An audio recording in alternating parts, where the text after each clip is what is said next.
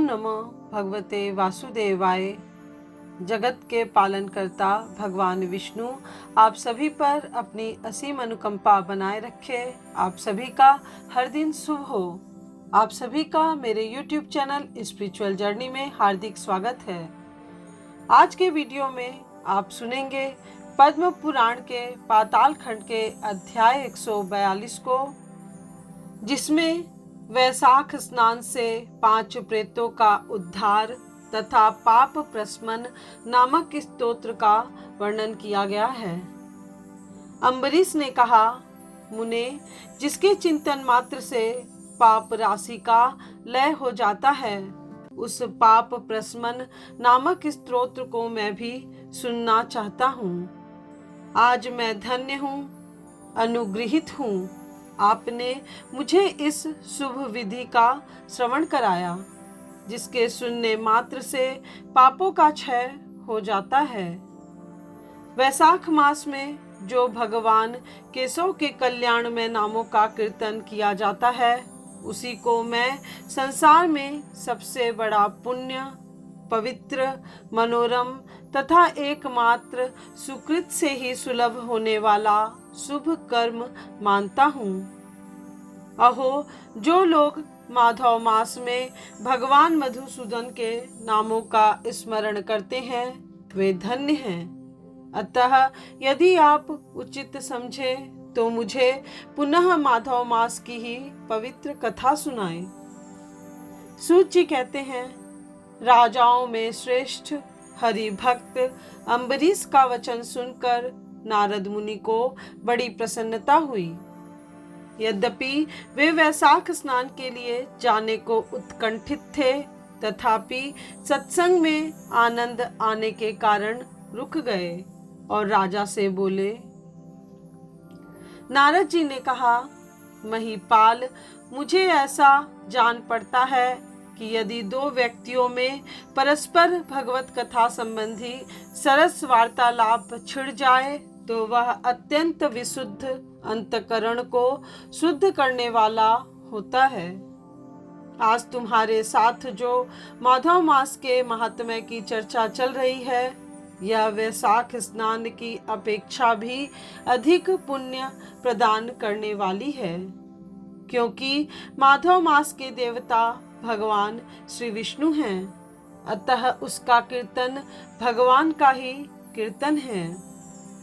जिसका जीवन धर्म के लिए और धर्म भगवान की प्रसन्नता के लिए है, तथा जो रातों दिन पुण्योपार्जन में ही लगा रहता है, उसी को इस पृथ्वी पर मैं वैष्णव मानता हूँ। राजन, अब मैं वैशाख स्नान से होने वाले पुण्य फल का संक्षेप से वर्णन करता हूँ। विस्तार के साथ सारा वर्णन तो मेरे पिता ब्रह्मा जी भी नहीं कर सकते। वैशाख में डुबकी लगाने मात्र से समस्त पाप छूट जाते हैं। पूर्व काल की बात है, कोई मुनीश्वर तीर्थ यात्रा के प्रसंग से सर्वत्र घूम रहे थे। उनका नाम था मुनि शर्मा। वे बड़े धर्मात्मा, सत्यवादी, पवित्र तथा सम, दम एवं शांति धर्म से युक्त थे। वे प्रतिदिन पितरों का तर्पण और श्राद्ध करते थे। उन्हें वेदों और स्मृतियों के विधानों का सम्यक ज्ञान था। वे मधुर वाणी बोलते और भगवान का पूजन करते रहते थे। वैष्णवों के संसर्ग में ही उनका समय व्यतीत होता था। वे तीनों कालों के ज्ञाता, मुनि, दयालु, अत्यंत तेजस्वी, तत्वज्ञानी और ब्राह्मण भक्त थे। वैशाख का महीना था। मुनि शर्मा स्नान के लिए नर्मदा के किनारे जा रहे थे। उसी समय उन्होंने अपने सामने 5 पुरुषों को देखा, जो भारी दुर्गति में फंसे हुए थे। वे अभी अभी एक दूसरे से मिले थे। उनके शरीर का रंग काला था। वे एक बरगद की छाया में बैठे थे। और पापों के कारण उद्विग्न होकर चारों ओर दृष्टिपात कर रहे थे। उन्हें देखकर द्विजवर मुनि शर्मा बड़े विस्मय में पड़े और सोचने लगे, इस भयानक वन में ये मनुष्य कहाँ से आए। इनकी चेष्टा बड़ी दयनीय है, किंतु आकार बड़ा भयंकर दिखाई देता है। ये पाप भागी चोर तो नहीं हैं। विप्रवर मुनि शर्मा की बुद्धि बड़ी स्थिर थी। वे ज्यों ही इस प्रकार विचार करने लगे, उसी समय उपर्युक्त पांचों पुरुष उनके पास आए और हाथ जोड़कर मुनि शर्मा से बोले। उन पुरुषों ने कहा, विप्रवर, हमें आप कल्याणमय पुरुषोत्तम जान पड़ते हैं। हम दुखी जीव हैं। अपना दुख विचार कर आपको बताना चाहते हैं। द्विजराज, आप कृपा करके हमारी कष्ट कथा सुने। देववश जिनके पाप प्रकट हो गए हैं, उन दीन दुखी प्राणियों के आधार आप जैसे संत महात्मा ही हैं। साधु पुरुष अपनी दृष्टि मात्र से पीड़ितों की पीड़ाएं हर लेते हैं। अब उनमें से एक ने सबका परिचय देना आरंभ किया। मैं पांचाल देश का क्षत्रिय हूँ। मेरा नाम नरवाहन है। मैंने मार्ग में मोहवश बाण द्वारा एक ब्राह्मण की हत्या कर डाली। मुझसे ब्रह्म हत्या का पाप हो गया है। इसलिए शिखा, सूत्र और तिलक से रहित होकर इस पृथ्वी पर घूमता हूँ और सबसे कहता फिरता हूँ कि मैं ब्रह्म हत्यारा हूँ। मुझ महापापी ब्रह्मघाती को आप कृपा की भिक्षा दें। इस दशा में पड़े पड़े मुझे 1 वर्ष बीत गया। मैं पाप से जल रहा हूँ। मेरा चित्त शोक से व्याकुल है तथा ये जो सामने दिखाई देते हैं, इनका नाम चंद्र शर्मा है। ये जाति के ब्राह्मण हैं। इन्होंने मोह से मलिन होकर गुरु का वध किया है। ये मगध देश के निवासी हैं। इनके स्वजनों ने इनका परित्याग कर दिया है।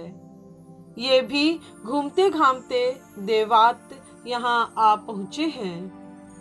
इनके भी न शिखा है न सूत्र। ब्राह्मण का कोई भी चिन्ह इनके शरीर में नहीं रह गया है। इनके सिवा जो ये तीसरे व्यक्ति हैं, इनका नाम देव शर्मा है।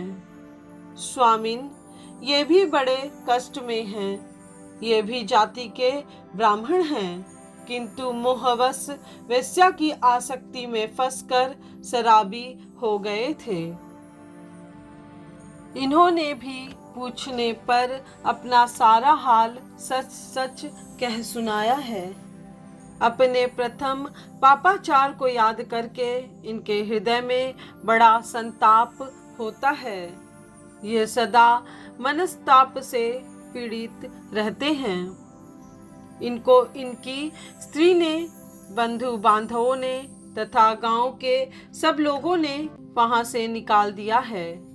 ये अपने उसी पाप के साथ भ्रमण करते हुए यहाँ आए हैं। ये चौथे महाशय जाति के वैश्य हैं। इनका नाम विदुर है। ये गुरु पत्नी के साथ समागम करने वाले हैं। इनकी माता मिथिला में जाकर वैश्या हो गई थी। इन्होंने मोहवश 3 महीनों तक उसी का उपभोग किया है। परंतु जब असली बात का पता लगा तो बहुत दुखी होकर पृथ्वी पर विचरते हुए ये भी यहाँ आ पहुँचे हैं। हम में से ये जो 5वें दिखाई दे रहे हैं, ये भी वैसे ही हैं। इनका नाम नंद है। ये पापियों का संसर्ग करने वाले महापापी हैं। इन्होंने प्रतिदिन धन के लालच में पड़कर बहुत चोरी की है। पातकों से आक्रांत हो जाने पर इन्हें स्वजनों ने त्याग दिया है। तब ये स्वयं भी खिन्न होकर देवात यहाँ आ पहुँचे हैं। इस प्रकार हम पांचों महापापी एक स्थान पर जुट गए हैं। हम सब के सब दुखों से घिरे हुए हैं। अनेकों तीर्थों में घूम आए मगर हमारा घोर पातक नहीं मिटता। आपको तेज से उद्दीप्त देखकर हम लोगों का मन प्रसन्न हो गया है। आप जैसे साधु पुरुष के पुण्यमय दर्शन से हमारे पातकों के अंत होने की सूचना मिल रही है। स्वामिन, कोई ऐसा उपाय बताइए जिससे हम लोगों के पापों का नाश हो जाए। प्रभो, आप वेदार्थ के ज्ञाता और परम दयालु जान पड़ते हैं। आपसे हमें अपने उद्धार की बड़ी आशा है। मुनि शर्मा ने कहा, तुम लोगों ने अज्ञानवश पाप किया, किंतु इसके लिए तुम्हारे हृदय में अनुताप है तथा तुम सब के सब सत्य बोल रहे हो। इस कारण तुम्हारे ऊपर अनुग्रह करना मेरा कर्तव्य है। मैं अपनी भुजा उठाकर कहता हूँ, मेरी सत्य बातें सुनो। पूर्व काल में जब मुनियों का समुदाय एकत्रित हुआ था, उस समय मैंने महर्षि अंगिरा के मुख से जो कुछ सुना था वही वेद शास्त्रों में भी देखा। वह सबके लिए विश्वास करने योग्य है। मेरी आराधना से संतुष्ट हुए स्वयं भगवान विष्णु ने भी पहले ऐसी ही बात बताई थी। वह इस प्रकार है, भोजन से बढ़कर दूसरा कोई तृप्ति का साधन नहीं है। पिता से बढ़कर कोई गुरु नहीं है। ब्राह्मणों से उत्तम दूसरा कोई पात्र नहीं है तथा भगवान विष्णु से श्रेष्ठ दूसरा कोई देवता नहीं है।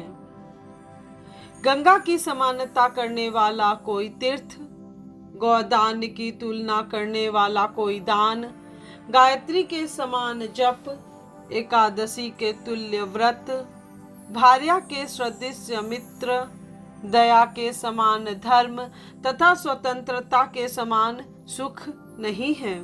गार्हस्थ्य से बढ़कर आश्रम और सत्य से बढ़कर सदाचार नहीं है। इसी प्रकार संतोष के समान सुख तथा वैशाख मास के समान महान पापों का अपहरण करने वाला दूसरा कोई मास नहीं है। वैशाख मास भगवान मधुसूदन को बहुत ही प्रिय है। गंगा आदि तीर्थों में तो वैशाख स्नान का सुयोग अत्यंत दुर्लभ है। उस समय गंगा, यमुना तथा नर्मदा की प्राप्ति कठिन होती है। जो शुद्ध हृदय वाला मनुष्य भगवान के भजन में तत्पर हो, पूरे वैशाख भर प्रातः काल गंगा स्नान करता है, वह सब पापों से मुक्त होकर परम गति को प्राप्त होता है। इसलिए पुण्य के सारभूत इस वैशाख मास में तुम सभी पातकी मेरे साथ नर्मदा तट पर चलो और उसमें गोते लगाओ। नर्मदा के जल का मुनि लोग भी सेवन करते हैं। वह समस्त पापों के भय का नाश करने वाला है। मुनि के यूं कहने पर वे सब पापी उनके साथ अद्भुत पुण्य प्रदान करने वाली नर्मदा की प्रशंसा करते हुए उसके तट पर गए। किनारे पहुंचकर ब्राह्मण श्रेष्ठ मुनि शर्मा का चित्त प्रसन्न हो गया। उन्होंने वेदोक्त विधि के अनुसार नर्मदा के जल में प्रातः स्नान किया। उपर्युक्त पांचों पापियों ने भी ब्राह्मण के कहने से ज्यों ही नर्मदा में डुबकी लगाई, त्यों ही उनके शरीर का रंग बदल गया। वे तत्काल स्वर्ण के समान कांतिमान हो गए। फिर मुनि शर्मा ने सब लोगों के सामने उन्हें पाप प्रशमन नामक स्तोत्र सुनाया। भूपाल, अब तुम पाप प्रशमन नामक स्तोत्र सुनो। इसका भक्ति पूर्वक श्रवण करके भी मनुष्य पाप राशि से मुक्त हो जाता है। इसके चिंतन मात्र से बहुतेरे पापी शुद्ध हो चुके हैं। इसके सिवा और भी बहुत से मनुष्य इस स्तोत्र का सहारा लेकर अज्ञान जनित पाप से मुक्त हो गए हैं। जब मनुष्यों का चित्त पराई स्त्री, पराये धन तथा जीव हिंसा आदि की ओर जाए तो इस प्रायश्चित रूपा स्तुति की शरण लेनी चाहिए। यह स्तुति इस प्रकार है। विष्णवे विष्णवे नित्यं विष्णवे विष्णवे नमः। नमामि विष्णु चितस्तमहंकारगतं हरिं चितस्तमिशं व्यक्तं अनंत पराजितं विष्णुमिदय मशेषाणामनादिनिधनं हरिं। संपूर्ण विश्व में व्यापक भगवान श्री विष्णु को सर्वदा नमस्कार है। विष्णु को बारंबार प्रणाम है। मैं अपने चित्त में विराजमान विष्णु को नमस्कार करता हूँ। अपने अहंकार में व्याप्त श्री हरि को मस्तक झुकाता हूँ।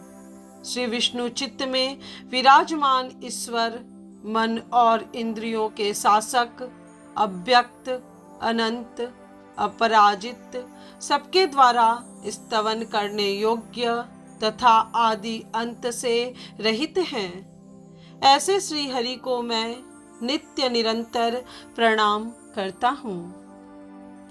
विष्णुश्चिद्गतो यन्मे विष्णुर्बुद्धितश्च यत् योऽहंकारगतो विष्णुर्यो विष्णुर्मी संस्थितः करोतु कर्तृभूतेषु स्थावरस्य चरस्य च तत्पाप नाशमायाति तस्मिन् विष्णु विचितिते। जो विष्णु मेरे चित्त में विराजमान हैं, जो विष्णु मेरी बुद्धि में स्थित हैं, जो विष्णु मेरे अहंकार में व्याप्त हैं तथा जो विष्णु सदा मेरे स्वरूप में स्थित हैं, वे ही कर्ता होकर सब कुछ करते हैं। उन भगवान का चिंतन करने पर चराचर प्राणियों का सारा पाप नष्ट हो जाता है। ध्यातो हरति यह पापम स्वप्ने तिष्ठश्च पापिनां तमुपेन्द्रमहं विष्णुं नमामि प्रणत प्रियम। जो ध्यान करने और स्वप्न में दिख जाने पर भी पापियों के पाप हर लेते हैं तथा चरणों में पड़े हुए शरणागत भक्त जिन्हें अत्यंत प्रिय हैं, उन वामन रूपधारी भगवान श्री विष्णु को नमस्कार करता हूँ। जगत्यस्मिन् निरालंबे ह्यजमक्षरमवेयं हस्तावलंबनम स्तोत्रम विष्णु वंदे सनातनम। जो अजन्मा, अक्षर और अविनाशी हैं तथा इस अवलंब शून्य संसार में हाथ का सहारा देने वाले हैं, स्तोत्रों द्वारा जिनकी स्तुति की जाती है, उन सनातन श्री विष्णु को मैं प्रणाम करता हूँ। सर्वेश्वरेश्वर विभो परमात्मनोधच ऋषिकेश ऋषिकेश ऋषिकेश नमस्तुते। हे सर्वेश्वर, हे ईश्वर, हे व्यापक परमात्मना, हे अधोक्षज, हे इंद्रियों का शासन करने वाले अंतर्यामी ऋषिकेश, आपको बारंबार नमस्कार है। नरसिंहानंत गोविंद भूत भावन केशव दुरुक्तम दुष्कृत्यात् समयासु जनार्दन। हे नृसिंह, हे अनंत, हे गोविंद, हे भूत भावन, हे केशव, हे जनार्दन, मेरे दुर्वचन, दुष्कर्म और दुष्चिंतन को शीघ्र नष्ट कीजिए। यन्मया चिंतितम दुष्टम स्वचित्तवशवर्तिना आकर्ण्य महाबाहो तच्छम न कैसव। महाबाहो, मेरी प्रार्थना सुनिए। अपने चित्त के वश में होकर मैंने जो कुछ बुरा चिंतन किया हो उसको शांत कर दीजिए। ब्रह्मण्य देव गोविंद परमार्थ परायण जगन्नाथ जगधातः पाप समय में च्युत। ब्राह्मणों का हित साधन करने वाले देवता गोविंद, परमार्थ में तत्पर रहने वाले जगन्नाथ, जगत को धारण करने वाले अच्युत, मेरे पापों का नाश कीजिए।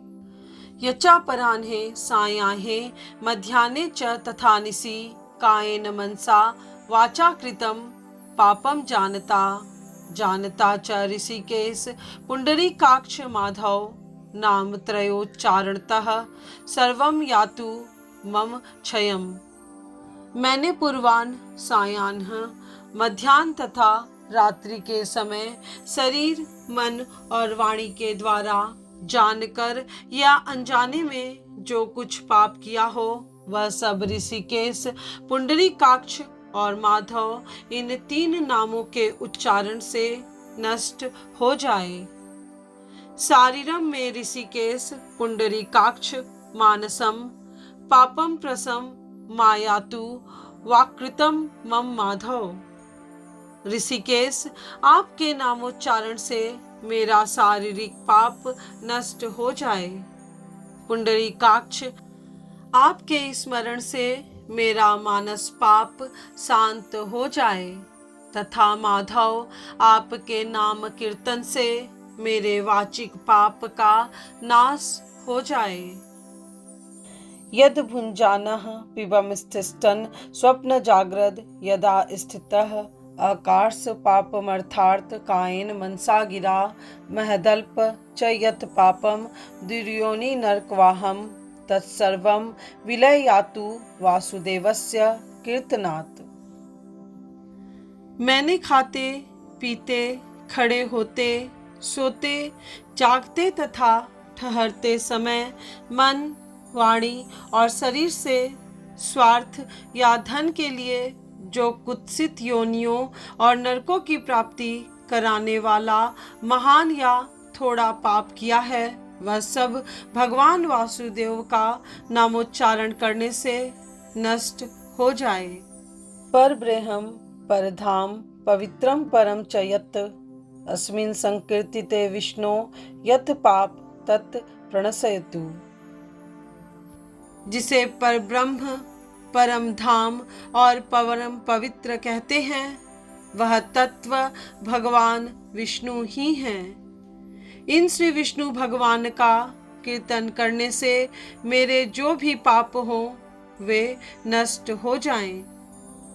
यत् प्राप्य न निवर्तन्ते गंध स्पर्श विवर्जितम सूर्यस्तपंद विष्णु सत्सर्वम में भवत्वलम। जो गंध और स्पर्श से रहित है, ज्ञानी पुरुष जिसे पाकर पुनः इस संसार में नहीं लौटते, वह श्री विष्णु का ही परम पद है। वह सब मुझे पूर्ण रूप से प्राप्त हो जाए। पाप प्रशमन स्तोत्रम यह पठे शृणुयान्नरः शारीरे मांसे वाचा कृतये पापये प्रमुच्यते मुक्तः पापग्रहादिव्यो याति विष्णो परपदम तस्मात् सर्वप्रयत्नेन स्तोत्रम सर्वाघनाशनम प्रायश्चित मघोघाना पठितव्य नरोत्तमे। यह पाप प्रशमन नामक स्तोत्र है। जो मनुष्य इसे पढ़ता और सुनता है वह शरीर, मन और वाणी द्वारा किए हुए पापों से मुक्त हो जाता है। इतना ही नहीं, वह पापग्रह आदि के भय से भी मुक्त होकर विष्णु के परम पद को प्राप्त होता है। यह स्तोत्र सब पापों का नाशक तथा पाप राशि का प्रायश्चित है। इसलिए श्रेष्ठ मनुष्यों को पूर्ण प्रयत्न करके इस स्तोत्र का पाठ करना चाहिए। राजन, इस स्तोत्र के श्रवण मात्र से पूर्व जन्म तथा इस जन्म के किए हुए पाप भी तत्काल नष्ट हो जाते हैं। यह स्तोत्र पाप रूपी वृक्ष के लिए कुठार और पाप में ईंधन के लिए दावानल है। पाप राशि रूपी अंधकार समूह का नाश करने के लिए यह स्तोत्र सूर्य के समान है। मैंने संपूर्ण जगत पर अनुग्रह करने के लिए इसे तुम्हारे सामने प्रकाशित किया है। इसके पुण्यमय महात्म्य का वर्णन करने में स्वयं श्री हरि भी समर्थ नहीं है। आज की यह कथा यही पूर्ण हुई। इसके बाद क्या हुआ यह जानने के लिए कृपया आप पद्म पुराण के पाताल खंड के अध्याय 143 को अवश्य सुनिएगा, जिसमें वैशाख मास में स्नान, तर्पण और श्री माधव पूजन की विधि एवं महिमा का वर्णन किया गया है। आज का वीडियो आपको पसंद आया हो तो वीडियो को लाइक, शेयर और सब्सक्राइब करें। साथ ही कमेंट बॉक्स में ओम नमो नारायण जरूर लिखिएगा।